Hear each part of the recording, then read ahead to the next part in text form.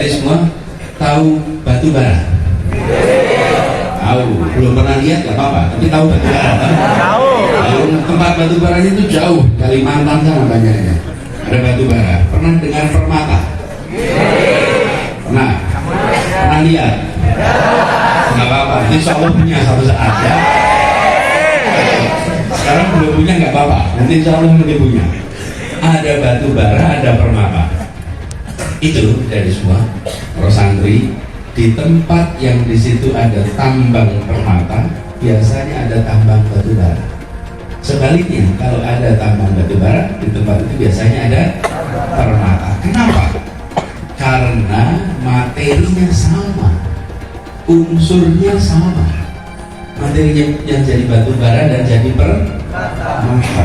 Lalu kenapa yang satu jadi batu bara, yang satu jadi permata? Kiai Sepuh memiliki formula dalam konteks bagaimana mencerna saran, masukan, juga kemudian insight yang diberikan oleh para capres. Dan kita tahu Kiai memiliki fungsi, kalau dalam bahasanya Clifford Geertz, sebagai cultural broker. Dalam konteks Kiai itu menjadi penyaring dari filter dari sebuah proses informasi dari eksternal yang kemudian diterjemahkan dalam bahasa yang lebih membumi supaya kemudian bisa diterima oleh jaringan santri dan lain sebagainya. Nah, di dalam konteks ini Kiai bukan hanya menjadi cultural broker, tetapi juga bisa menjadi vote getter yang sangat efektif. Karena bagaimanapun juga basis relasi antara Kiai dan santri meletakkan pada satu konteks yang kita sebut dengan sami'na wa ata'na, apa yang dikatakan para Kiai, kemudian para santri mendengar dan menjalankan. Tetapi Mbak Fitri, ada satu fenomena yang juga perlu diantisipasi, di mana jaringan santri di Indonesia secara general juga mengalami peningkatan literasi politik yang semakin baik. Kami kembali ke ini untuk silaturahmi dengan Pak Anies Pangapunten Haji Pak Maimun Zubair, meneruskan silaturahmi yang selama ini terjadi. Kami datang untuk mohon nasihat, mohon doa atas amanah besar yang sedang kami emban. Dan kami bersyukur sekali bisa berjumpa semua dan keluarga, bahkan ketemu dengan santri-santrinya. Insya Allah ini menjadi bekal bagi perjalanan kami ke depan. Anies juga membeberkan beberapa wejangan yang ia dapatkan dari pimpinan pondok pesantren Al-Anwar tersebut. Dipesankan untuk selalu dekat pada Allah, selalu jangan lewatkan zikirnya, jangan lewatkan salawatnya, istighfar, itu yang dipesankan oleh bahwa ketika menentukan Pak Anies dan Gus Muhaimin itu menggunakan tradisi yang selama ini dilakukan oleh pesantren dan dilakukan oleh para kiai khos dalam menentukan pilihannya. Mudah-mudahan apa yang menjadi pilihan hasil istikharah kiai khos ini dimaknai juga oleh para santri, bahwa ini adalah bagian dari komitmen yang selama ini diperjuangkan oleh Gus Muhaimin atau PKB, yang selama ini juga resah karena para santri belum mendapatkan tempat yang layak di dalam pembangunan atau subjek pembangunan di negeri ini. Jadi pasangan Amin ini akan mengedepankan basic pesantren, orang-orang pesantren yang selama ini tersingkirkan, ini memiliki kekuatan di dalam politik, kekuatan di dalam ekonomi. Kalau kekuatan di dalam pendidikan, saya yakin itu yang sudah menjadi basicnya. Kekuatan dakwah itu menjadi basicnya. Putra Mbah Maimun, Kiai Haji Najih, para pengasuh Ponpes Sarang Rembang kompak dukung Anies Baswedan. Dikutip dari tribunjateng.com, Pati, Koor seruan Amin dilakukan ribuan santri di Aula Pondok Pesantren Al-Anwar 1, Sarang, Kabupaten Rembang, Minggu 1 Oktober 2023. Para santri pria itu menjawab doa dari Kiai dan pengasuh Pondok Pesantren Al-Anwar Sarang, Kiai Haji Muhammad Najih Maimun.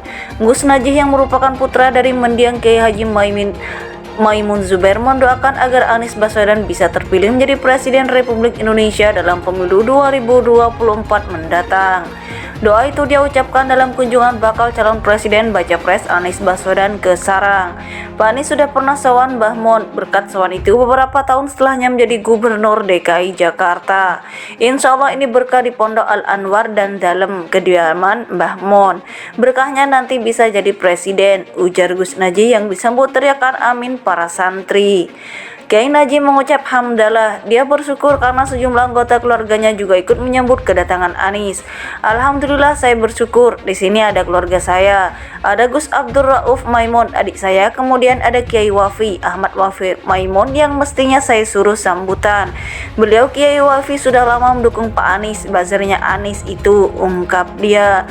Gus Naji menambahkan, adiknya Gus Rauf juga masih diam dan tidak mau menyampaikan sambutan.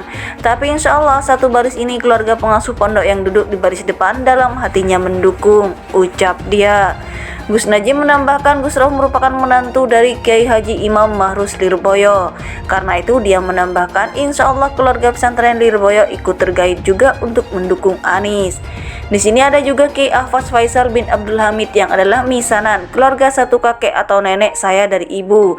Beliau juga punya ipar Gus Kausar dari Pelosok. Sudah yakin kalau Pelosok ikut mendukung, tutur dia. Nanti dari sini Pak Anies insya Allah ke Kiai Said Abdurrahim, pengasuh Ponpes Ma'hadul Ulum Asyairiyah Sarang, tambah Gus Naji. Gus Naji menilai merupakan anugerah dari Allah bahwa para pengasuh pondok pesantren di Sarang tahun ini kompak mendukung Anies Baswedan.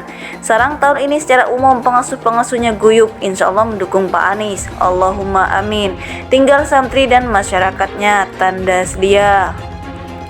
Sementara saat diwawancarai, Anies Baswedan mengatakan bahwa dia sengaja kembali datang ke Sarang untuk menyambut silaturahmi dengan Kiai Haji Muhammad Najib Maimun dan segenap keluarga mendiang Mbah Maimun Zubair.